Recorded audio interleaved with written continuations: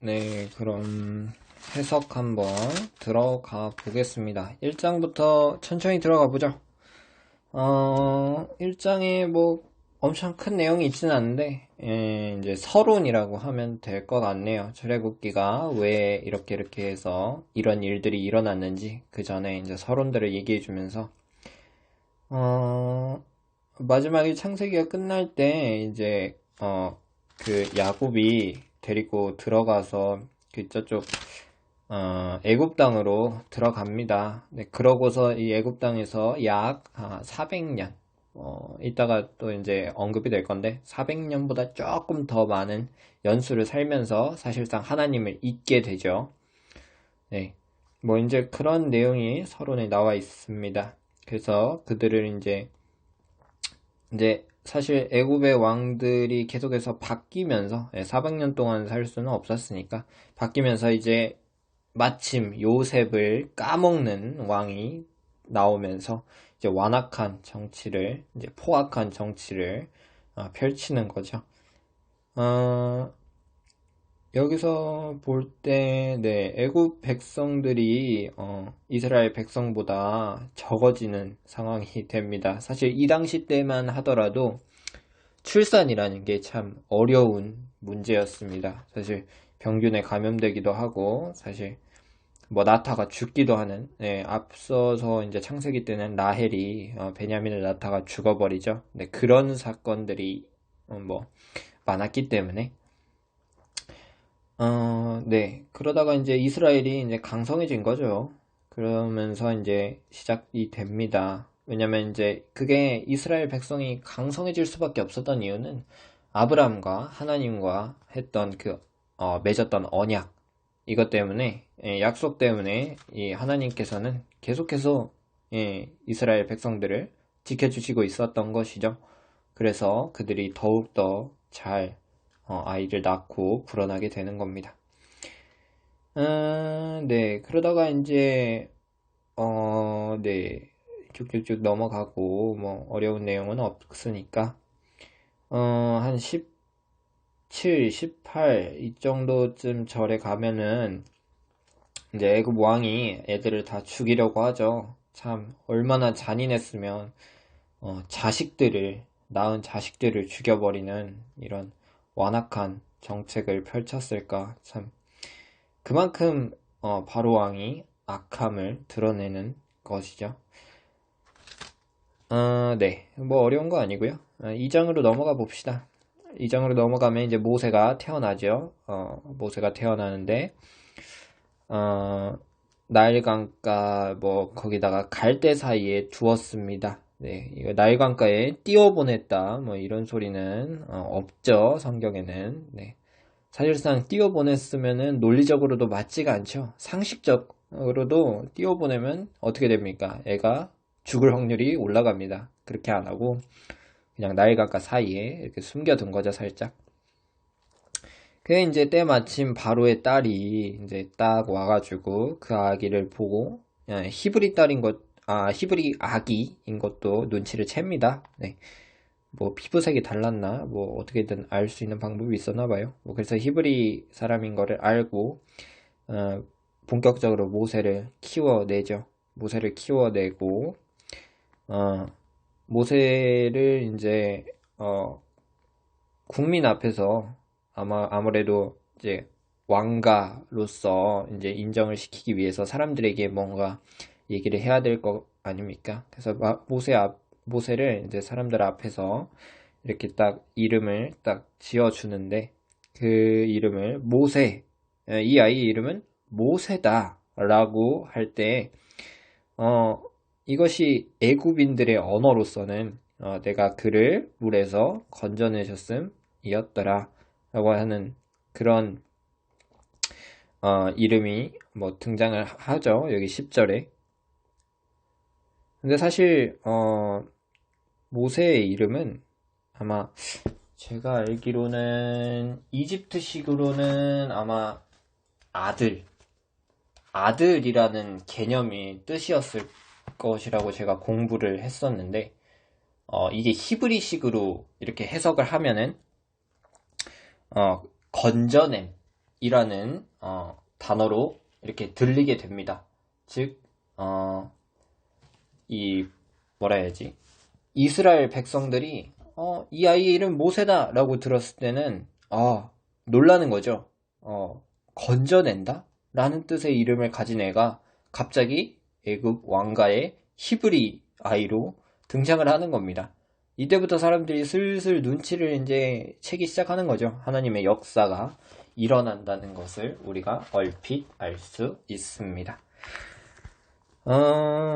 네. 모세가 이제 그러다가 이제 잘못을 하죠. 네. 애굽 사람이랑 뭐 이렇게 하다가 이스라엘 사람이랑 뭔가 다투는 거를 보다가 애굽 사람을 죽여버리죠. 그러다가 이제 무서워가지고 튑니다. 예. 미디안으로 도망을 간 다음에 미디안에서 살아갑니다. 미디안 이 사람들을 보면서 미디안 사람들과 좀 세월을 오래 살면서 모세가 무엇을 느꼈을까요? 제가 생각할 때는 아마 미디안 사람들은 지금 어디에 살았다고 이들이 써있냐면 아마 모세가 이제 추후에 갈 아마 옆 땅이었을 것 같아요. 옆 땅에 있는 어떠한 평야, 광야까지는 아닌 것 같기도 하고 평야, 뭐 이런 곳, 평야와 광야 이런 곳에 아마 미디안 족속들이 있었을 건데 아마 거기서 보는 이 자유로움을 만끽하고 있지 않았을까요? 그러니까 이제 자기 이스라엘 백성들이 이러한 자유를, 이러한 행복을 느꼈으면 좋겠다 하고 그런 것을 느끼지 않았을까? 살짝 생각이 됩니다.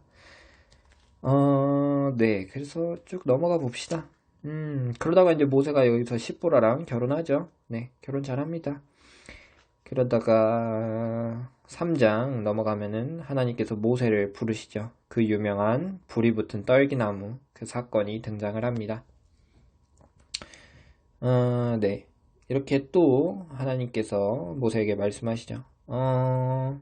네, 여기서 한번 조금 생각해 볼 것은 이게 이 구약시대 때는 하나님께서 아시다시피 뭐 직접적으로 하늘에서 음성을 내리거나 어딘가에서 음성을 내리시는 방식을 사용하셨습니다. 뭐 지금은 성령님의 역사, 우리가 지금 성령의 시대를 살아가기 때문에 이렇게 해서 우리 마음속에서 우리가 이렇게 역사를 진행해 가는 건데 이때 당시 때는 다 이 어디죠?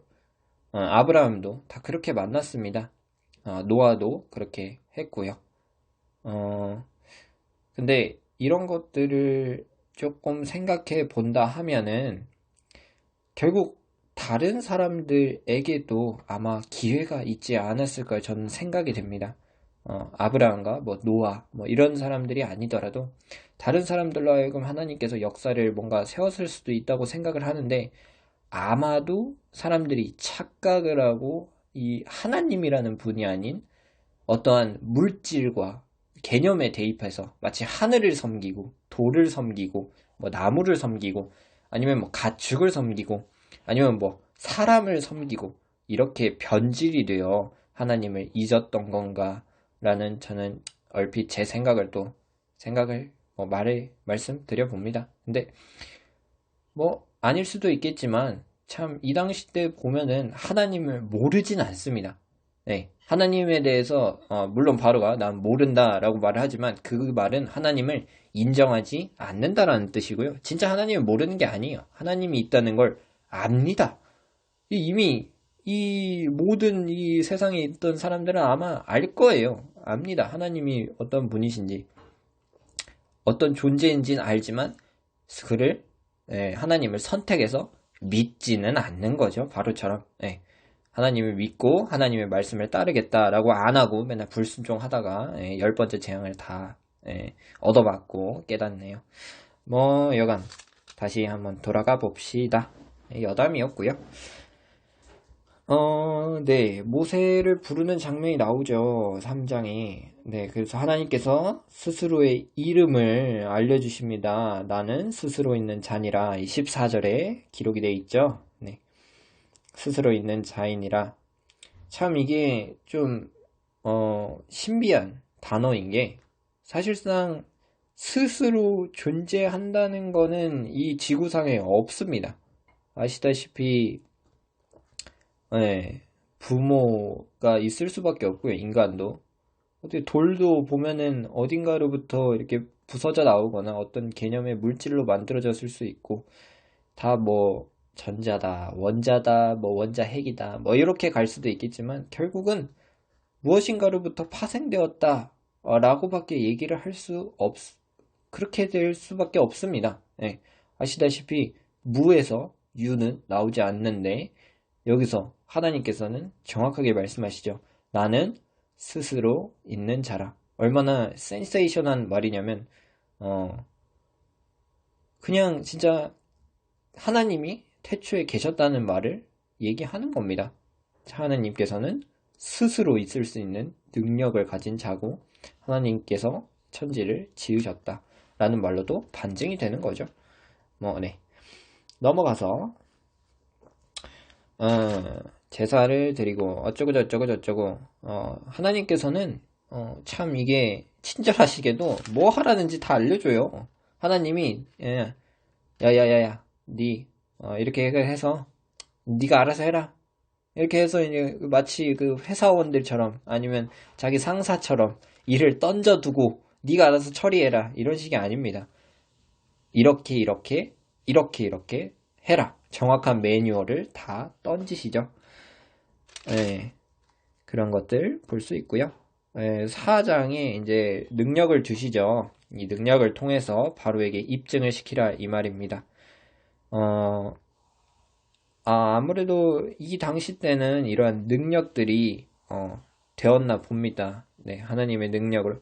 사실 지금도 지금 순간에도 하나님의 능력, 이런 기적 같은 역사는 참 세상 곳곳에서 많이 일어납니다. 단지 우리가 우리 주위에서 몇 번 보이지 않는 것 때문에 거짓이라고 말을 할 것 같긴 하지만 제가 좀 여담으로 또 얘기를 해보자면 아프리카에 있던 어떤 이제 분이 한국에 오셔서 아마 기독교를 영접했던 하나님을 영접했던 사람이겠죠. 그런 사람이 와서 이제 같이 이런 교회 사역자인 분들이랑 어떤 병문안을 갔었다고 합니다. 네, 뭐 그럴 때 그 병문안을 할 때 다른 사람들은 그냥 옆에서 치료하자 뭐 이렇게 얘기만 하고 있었는데 그 아프리카에서 오신 그분이 이런 말씀하셨다고 합니다. 그 아픈 사람한테 왜 기도해주지 않냐? 자신이 아프리카에 있을 때는 이 기도를 통해서 모든 병이 치유가 되었다는 그런 역사를 정확하게 알고 있다. 왜 기도를 안 해주냐? 이 기도를 하면 바로 치유될 텐데 라는 말을 통해서 그 사역자들이 좀 놀랐다는 그런 반응들이 있습니다. 이렇듯 하나님의 역사는 아직까지도 꾸준하게 이어집니다. 그저 이 세상의 권세를 잡은 악한 마귀가 괜히 그런 것들은 비논리적이다 라고 하면서 그냥 치부하고 우리 기억 속에서 잊게 하는 거죠. 사실상 우리가 의사인 사람들이 많이 하는 말 중에 불치병, 나을 수 없는 병이 있는데 갑자기 어느 날 낫게 되는 겁니다. 그런 걸 보고 막 뭐 몇 퍼센트의 0. 몇 퍼센트의 기적이다 뭐 이렇게 말씀도 하지만 하나님 믿는 사람들은 그것이 하나님의 능력임을 인정을 하게 되는 거죠. 여기서 조금 더 나아가서 방금 논리라는 부분에 대해서 얘기를 했는데 네. 저는 논리가 정말 중요한 부분이라고 생각합니다. 말이 돼야죠. 말이 돼야 뭐가 되든가 말든가 하겠죠. 그죠? 근데 이제 논리에도 조금 서로 다른 이런 개념들이 가짓수를 뻗쳐 나가죠. 논리는 우선적으로는 두 가지로 나뉠 수 있겠죠. 진리가 되는 그냥 일반적인 참 논리, 그리고 비논리, 우리가 이해할 수 없고 사실 아직 완벽하게 해석할 수 없는 논리들을 비논리라고 합니다. 그 비논리들도 조금 나눠보면 초논리와 반논리가 될 수 있겠죠. 반논리라고 하는 것들은 아주 쉽게 인간의 논리적으로는 그냥 그래서는 안 되는 뭐 사람을 죽이거나 아니면 뭔가 죄를 짓거나 아니면은 뭐 해서는 안 될 짓 뭐 이런 것들, 네, 뭐 도둑질을 한다, 강간을 한다, 뭐 이런 것들이 반논리에 속하겠지만 이제 초논리는 이런 겁니다.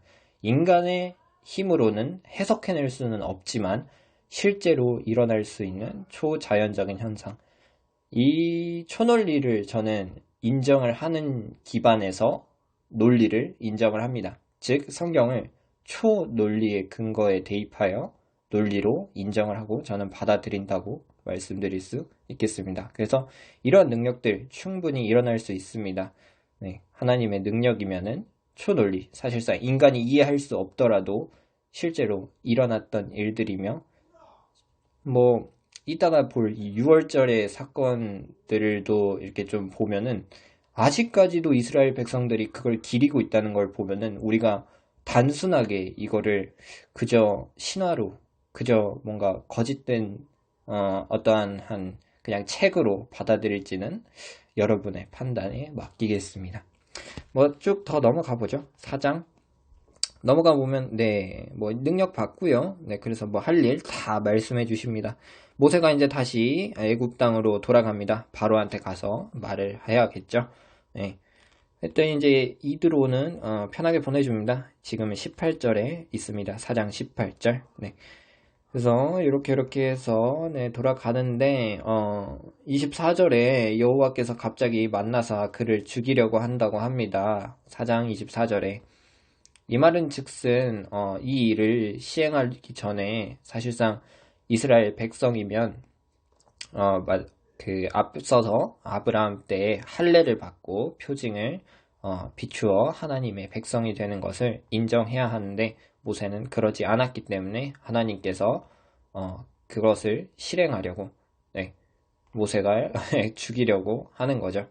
하나님 왜 이렇게 째째하냐 라고 할 수도 있겠지만 그것이 하나님과 우리 이스라엘 백성들이 맺은 언약이기 때문에 약속이기 때문에 약속이 깨지면 어떡합니까? 약속이 깨지면 결국 불이익을 얻어도 할 말이 없는 겁니다. 여간 근데 그거를 십보라가 깨닫고 네, 표피를 베어서 네, 정확하게 모세를 도와주죠. 네, 이런 면에서 십보라가 참 좋은 아내였다고 볼 수 있겠습니다. 이것을 보았을 때 그 이 십보라가 어디서 왔냐면 네, 미디안 여자입니다. 결국 미디안 여자인데 하나님을 아는 거죠. 꼭 이스라엘 백성만이 아니어도 하나님은 알 수 있는 네, 모든 사람들이 결국 알고 믿을 수 있고 결국 선택하냐 마냐 그 차이의 문제점이었던 것 같습니다. 5장에 가서 네, 모세와 아론이 바로 앞에 섭니다. 누구냐, 누구들 뭐냐, 뭐 이렇게 하는데, 예. 이제 백성들 데리고 이제 한마디로 이제 바로 입장에선 노예들이죠. 노예들 데리고 갑자기 어디 간답니다. 예. 허락해 줄까요? 안 해주죠. 네. 지금 노예들 때문에 편히 호요시 가고 있었는데, 근데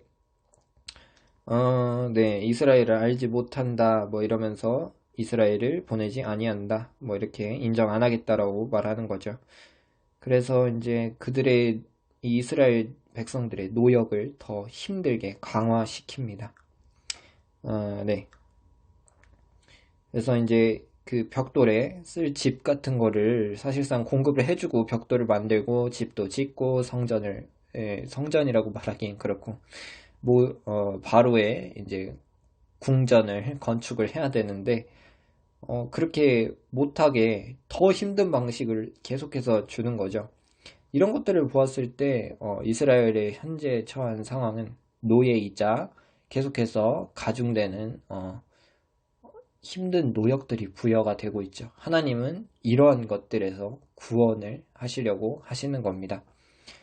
어떻게 보면은 네, 안식을 주시라는 거죠. 쉼이 있어야 된다라는 겁니다. 네. 근데 바로는 쉼을 주지 않죠. 네. 바로는 더 일하라. 더 빨리 달려라. 이 세상이 항상 말하는 것처럼 더 빨리 달려라. 더 높은 곳을 향해서 더 노력하고 더 달려서 경쟁을 해라. 라고 하지만 우리 하나님께서는 쉼을 잠시 쉬어가도 된다. 나와 함께 쉬어가자. 나를 생각하며 쉬어가라. 라고 하시는 분이시죠. 그래가지고 집볕단으로 했는데 안 되죠. 그게 그 전만큼의 일의 효율이 나오겠습니까? 그 집도 주어야 되고 벽돌도 만들어야 되고 또 벽돌을 구우려면 시간이 걸려요. 근데 그 시간 안에 당연히 안 되니까 이 기록원들과 이런 감독들이 화를 내는 거죠. 뭐 그렇습니다. 뭐 게으르다 하면서 뭐 이렇게 화를 내고요. 네. 그래서 이제 이스라엘 백성들이 화나가지고 왜 일을 더 악화시키냐라고 하는데 얘네들은 이제 근본적인 걸 모르는 거죠. 이 힘든 노역을 아이의 자유를 얻게 하기 위한 이 모세와 하나님의 계획을 모르는 겁니다. 즉 우리는 하나님의 이 놀라운 일들을 때때로는 바로 앞에 있는 그런 상황들을 보면서 사실 모를 수도 있지만 우리가 이러한 사건들을 통해서 우리가 얻어가야 할 지식은 하나님께서는 우리가 알지도 못하는 그런 일들을 계획하시고 실행하시는 분이심이기에 우리가 믿음으로 따라가면 하나님께서는 좋은 것을 즉 이 애국 땅이라는 이 노역의 이 노예 생활을 해방시켜 주심을 우리가 알 수 있게 되죠. 네, 뭐 그런 6장으로 넘어가시죠. 네, 뭐 모세에게 이렇게 말씀하시고 애굽 땅에서 인도할 거라고 꺼내줄 거라고 얘기하시죠. 그리고 넘어가 봅시다. 모세와 아론의 조상이 쭉쭉쭉 계보가 나옵니다. 계보 정말 중요해요. 왜냐면 우리 읽는 사람은 모르겠지만 유대인들은 이 계보를 정말 중요시 여기기 때문에 이렇게 합니다. 레위의 특히 여기서 봐야 될 건 레위 자손들, 뭐 게르손, 고앗, 무라리는 나중에 이제 레위 지파 나오면서 많이 등장할 거고요. 뭐 나머지는 뭐 크게 뭐 그런 게 없네요. 네. 넘어갑시다. 네. 7장으로 넘어가면 이제 가서 이제 다시 명령을 하는 거죠. 하나님께서는 앞에 있는 일들을 모두 말씀을 해 주십니다. 이렇게 해서 바로의 마음이 다 완악해질 것이다. 더 완악해지고 더 안하게 못 내보내게 할 거라는 것을 미리 말씀해 주시죠. 하나님께서 그렇게 마음을 하나님께서 그렇게 마음을 만드실 거라는 말도 있고 또한 바로도 하나님을 인정하지 않을 거라는 말이 내포가 되어 있는 거죠. 네, 뭐 아론의 지팡이가 아니라 아론에게 준 그 모세의 지팡이가 그렇게 된 거죠. 네. 그리고 이제 첫째 재앙이 나옵니다. 네, 재앙이 나오는데 사실 우리는 그냥 재앙이고 그냥 이렇게 인정시키기 위한 그런 하나님의 그런 계획이었다라고 하는데 또 이게 유대인들 역사에 있어서는 이 재앙이라고 함은 소위 말해 신들의 전쟁이었다고 라고 말을 합니다. 네. 그래서 이 신들의 전쟁은 무슨 말을 의미하냐? 하나님과 반대에 있는 모든 인간들이 섬기는 그 잡신들을 얘기하는 거죠. 그래서 제가 살짝 이제 자료를 들고 왔는데 첫 번째 이제 물이 피가 되는 이 나일강이 피가 되는 재앙은 나일강을 신으로 섬기고 있었던 오시리스에 대한 심판이라고 합니다. 이때 당시만 해도 우리도 유교인가요? 아마 불교인가요? 도교인가요? 내가 잘을 모르겠는데 막 집안에 있는 모든 물건에 신이 뭐 곁들여 있고 뭐 땅에도 신이 있고 뭐 이렇게 해서 사람들이 사실 신에 대한 막 그런 것 다른 것들을 숭배하기 위해서 신을 갖다 붙입니다. 네, 그런 신들을 믿던 것들을 하나님께서는 내가 그런 신들보다 더 강력한 신이다 라는 것을 입증해내기 위한 이런 재앙을 내렸다고 이렇게 또 유대인들의 그 서적에서는 그렇게 써져 있다고 합니다. 또한 그런 잡신들이 다 있지만 결국 그 애굽의 그러니까 제일 머리 으뜸이 되는 신은 바로겠죠. 바로가 그걸 다 이렇게 통치를 하는 겁니다. 뭐 여담이고요. 두 번째 재앙은 이제 개구리 재앙. 네, 개구리를 이용한 그 재앙이 나타나는데 그 개구리를 숭배하고 있었던 게 있대요. 네, 그래서 개구리 머리를 한 여신 헤이카라는 것에 대한 심판이라고 하고요. 세 번째 재앙은 즉 이는 이제 각다기라고 할 수 있죠. 이 각다기 재앙은 대지의 신 게브에 대한 심판이었다고 합니다. 또 네 번째죠. 네 번째 파리의 재앙은 각 지배마다 섬기던 갑충신 케파라에 대한 심판을 설명하고 있다고 합니다. 다섯 번째 심판은 이제 다섯 번째 심판은 이제 가축들이 다 죽는 그런 심판이죠. 네, 육축의 신인 아피스에 대한 심판으로 하나님께서 더 뛰어남을 입증해 내시는 거죠. 그리고 악성 종기에 대한 이 심판은 이집트 모든 사람들이 믿었던 육체의 신, 그러니까 육체가 강건한, 육체가 건강한 그런 것들을 이루어주게 하는 뭔 신인 타이폰이라는 신이 있었나 봐요. 그런 신에 대한 심판이 또 이루어진 거고요. 메뚜기 신은 이제 곤충의 신인 세라피스에 대한 심판을 의미한다고 하네요.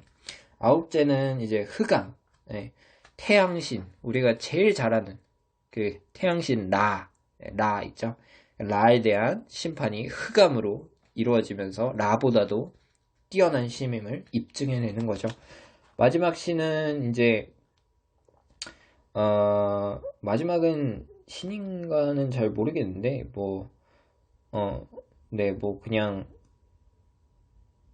그냥 아마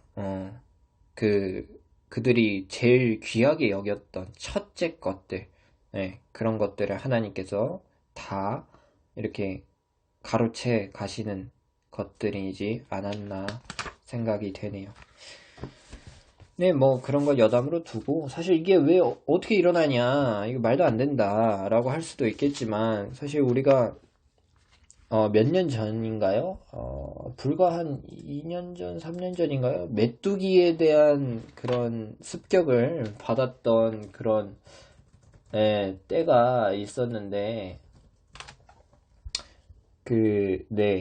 2020년 7월쯤이네요. 네, 그때 이제 메뚜기 재앙. 이 현실에서도 이게 나타났었죠. 마치 메뚜기들이 여러 모이면은 갑자기 애들이 뭔 호르몬이 분비돼가지고 막 갑자기 더 강해지고 막 수가 불어나고 그런 내용도 있던 거를 보아서 사실상 18번째 재앙, 메뚜기 재앙은 이미 현실에서도 일어날 수 있는 재앙이고 거짓된 재앙이 아니라는 거에 반증을 하는 거겠죠. 네, 그렇습니다. 쭉쭉 넘어가서 12장, 그냥 이제 마지막으로 들어갑시다. 이제 6월절이 나옵니다. 6월절에 대한 내용은 하나님께서 이렇게 이 장자들을 데려가시겠다고 한 그 날을 6월에서 그 장자들을 이스라엘의 장자들 그리고 이스라엘의 첫 가축들을 가져가시지 않는 그런 절기죠. 이런 절기가 왜 있느냐라고 하면은 25장 25장이 아니죠. 12장 25절 정도 가시면 이것을 자녀가 묻기를 이 예식이 무슨 뜻이거냐 하거늘 너희는 이르기를 이는 여호와의 유월절 제사라. 여호와께서 애굽 사람에게 재앙을 내리실 때에 애굽에 있는 이스라엘 자손의 집을 넘으사 우리 집을 구원하셨느니라. 땡땡땡땡 하나님의 그렇게 써져 있습니다. 즉 기억하라는 거죠. 중요한 거는 이런 유교절 때 해야 될 일들을 무조건 해라 라는 게 아니라 이렇게 진행을 하되 이 일이 두고두고 기억되어서 어떻게 됐다? 너희 하나님께서 이스라엘 백성을 애굽 땅, 즉 노예가 된 그런 땅에서 구출해낸 자임을 기억해라. 영원한 하나님, 그런 대단한 하나님, 그것을 기억해라 라고 해서 유월절을 계속해서 지금까지도 이스라엘 백성들은 지키고 있습니다. 참 대단하죠. 예, 무교절에 대해서 나옵니다. 그래서 유월절과 무교절은 이제 세트예요. 예, 그래서 지키는 건데, 천천히 다시 들어보시고 읽어보셔도 되고, 네. 그 다음에 이제 10번째 재앙이 쫙 나오고, 이제 다 죽어버리죠. 네, 참. 아마 이 애굽 땅에 있었던 애굽 백성들에게도 참 큰 충격이었을 겁니다. 자신들이 믿던, 자신들이 최고로 여기던 그런 앞에 나왔던 그런 신들이 모두 하나하나씩 다 무너지며 마지막에는 이제 영원할 줄 알았던 라까지 무너지고 또 이제 바로의 왕의 장자까지 무너져 내리는 것을 보면서 하나님이야말로 전지전능한 신임을 이미 깨닫지 않았을까 생각이 되네요. 네. 그래서 쭉 넘어가 보죠. 애굽 땅에서 이제 슬슬 나오게 됩니다. 애굽 땅에서 나오고 하나님께서는 애굽 땅의 물품들을 취해서 같이 갖고 나오라고 하시죠. 하나님께서 말씀해서 이런 것들을 갖고 나오라고 해서 갖고 나오면 죄가 아닙니다.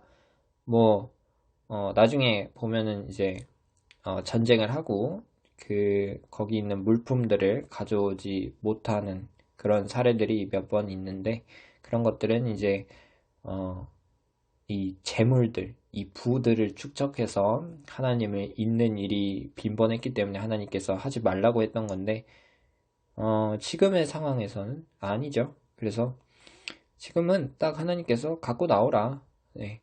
그런 것들 갖고 나와서 우리 이 가나안 들어가서 너네를 하나님의 백성으로 잘 키워낼 거다 라고 하시죠. 그러니까 하나님의 말씀을 잘 들어야 돼요. 너무 꼭 율법이다 해서 율법을 지키는 것도 중요하지만 그 율법을 지킴으로써 더 나아가서 하나님의 말씀을 지킨다고 생각하고 하나님께서 무엇을 원하시는지 의도를 파악해야 되는 거죠. 네.